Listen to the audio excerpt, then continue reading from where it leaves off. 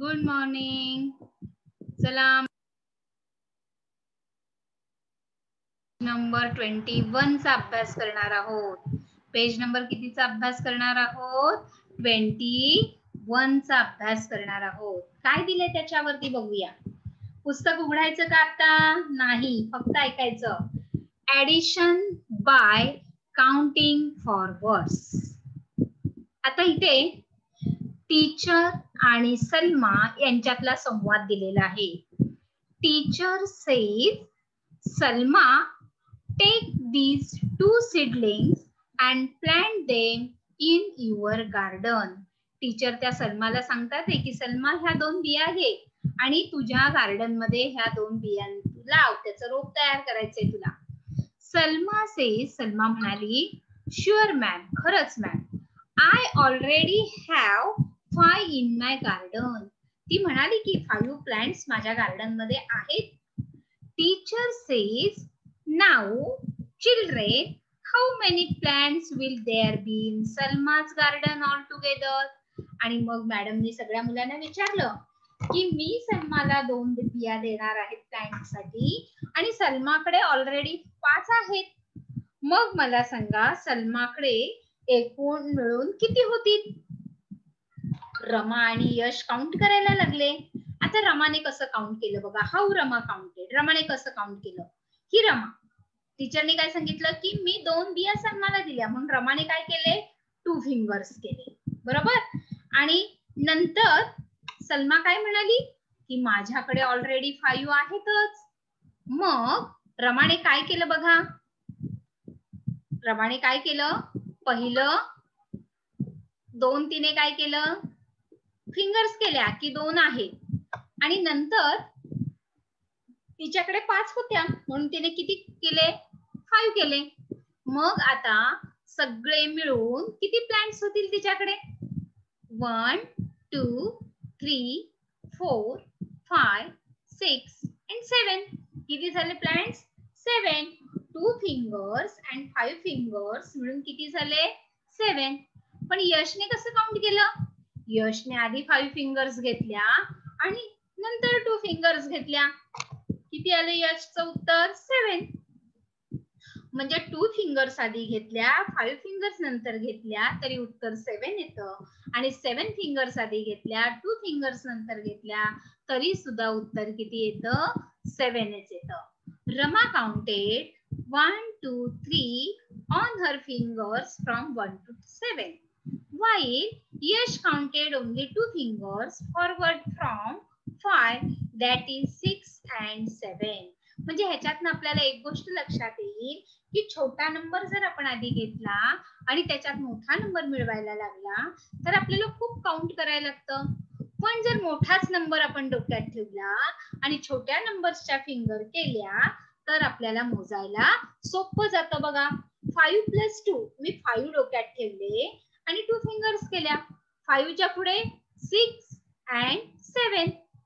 पण जर मी 2 फिंगर्स डोक्यात ठेवल्या, 2 नंबर डोक्यात ठेवला आणि 5 फिंगर्स काउंट करायला गेले तर 2 च्या पुढे 3 4 5 6 and 7. म्हणजे काय होतंय की आपल्याला जास्त वेळ लागतोय. मग जितकं सोपं इझी करता येईल तेवढं आपण इझी करायचंय. Teacher says both got the same sum and both are right. दोघांचं उत्तर सारखं आहे आणि दोघांचं बरोबर आहे. But whose addition was quicker? पण कोणाची बेरीज लवकर झाली? यश म्हणाला माईन, माझी. कारण यशने 5 डोक्यात ठेवले आणि 2 फिंगर्स काउंट केल्या त्यामुळे त्याचं पटकन झालं. मग teacher says suppose we put together 9 sticks and 3 sticks in order to add them. What answer would we get? मग टीचर म्हणाल्या की मी तुम्हाला 9 स्टिक दिल्या आणि 3 स्टिक दिल्या तर कसं उत्तर लवकर येईल? रमाने सांगितलं की 12. कसं सांगितलं? तिने 9 काय केले? आपल्या माइंड मध्ये ठेवले, आपल्या डोक्यामध्ये ठेवले. 9 + 3. त्यातला 9 हा बिगर नंबर आहे, हा मोठा नंबर आहे. तो नंबर तिने काय केला? डोक्यात ठेवला आणि 9 च्या पुढे 3 काउंट केले. 9 च्या पुढे 10 11 12. मग teacher says but we get 12 even if you count 10, 11, 12 forward from 9. Here, knowing that we have 9 sticks, we counted serially only the extra sticks we got. आता 9 plus 3 ह्या 9 आहेत हे मला माहिती आहे.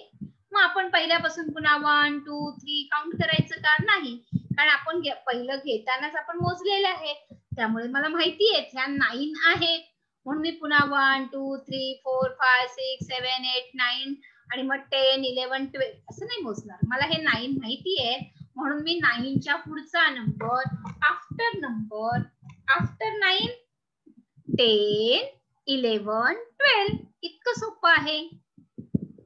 Yash says, even if we have 3 sticks and get 9 new sticks and we count forward from 3, we get the same answer 12. However, it is easier to count 3 forward than 9 than to counting 9 forward from 3. म्हणजे 3च्या पुढे तुम्ही जरी 9 मोजत गेला तरी तुमचं उत्तर 12च येणार आहे आणि 9 नंतर 3 मोजले तरी 12च येणार आहे. पण जर सोपं व्हायला असेल तर बिगर नंबर काय करायचा? लक्षात घ्यायचा आणि सोडवायचं. आता इथे फास्ट करायचं आपल्याला. Add by counting forward. इथे नंबर दिलेले आहे 25 plus 3. मग आपण काय करणार? त्याच्यातला बिगर नंबर कोणता आहे मला सांगा? सगळ्यात मोठा नंबर 25. मग मी 25 कुठे ठेवणार? माइंड मध्ये, लक्षात ठेवणार. आणि 25च्या पुढे 3 काउंट करा सगळ्यांनी. करा 25च्या पुढे 3 काउंट. कोण कोण करताय मोजा. 25च्या पुढे 3, 26, 27 and 28. आता दुसरं सम काय दिले बघा, 5 plus 38. मग 5 माइंड मध्ये ठेवायचे आणि 38 फिंगर्स करायचे किंवा 38 स्टिक्स घ्यायच्या. मग एवढं मोजणं किती कठीण होईल. म्हणून काय करायचं, ह्याच्यातला बिगर नंबर कोणता आहे? 5 बिगर आहे की 38 बिगर आहे? 38 बिगर आहे. मग 38 डोक्यात ठेवा, सगळ्यांनी डोक्यात ठेवा 38. मग 38 मध्ये किती प्लस करायचे आहेत? 5. मग 5 फिंगर्स करा. आता 38च्या पुढे मोजा.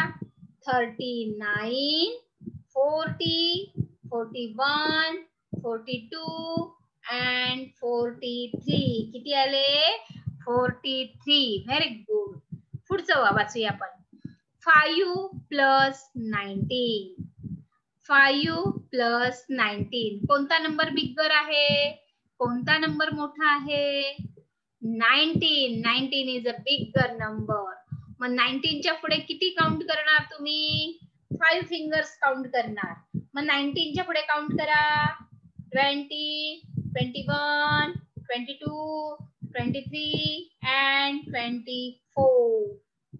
आता पुढे आहे 4 plus 23. कोणता नंबर आहे?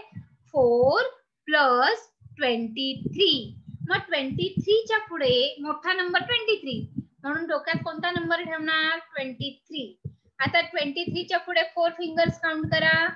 23 नंतर 24, 25, 26 and 27. म्हणजे आपण ऍडिशन करताना पुढचा नंबर आधी किंवा मागचा नंबर आधी घेतला तरी चालतो. फक्त लक्षात काय ठेवायचं? बिगर नंबर अगोदर घ्यायचा. मग पेज नंबर 21 सगळ्यांना कळलेला आहे नक्की. मग तुम्ही असा एक बिगर नंबर आणि एक स्मॉलर नंबर, एक मोठा नंबर आणि एक छोटा नंबर असं घ्यायचं. म्हणजे एक घ्यायचा हा 1 डिजिट नंबर घ्यायचा आणि हा 2 डिजिट नंबर घ्यायचा. आणि अशी तुम्ही 5 उदाहरणं तयार करा आणि ती 5 उदाहरणं सोडवा तुमच्या मनाला वाटेल ते. समजा मला वाटलं 58 plus 2.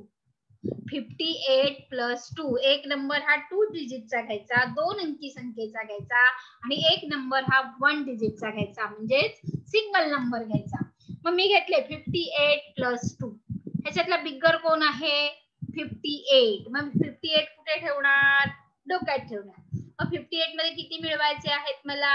2. म्हणून मी 2 केले. मग 58च्या पुढे 59 and 60. मग अशा प्रकारे तुम्ही तयार करणार 5 उदाहरणं करायची, ती सोडवायची आणि माझ्याकडे पाठवायची.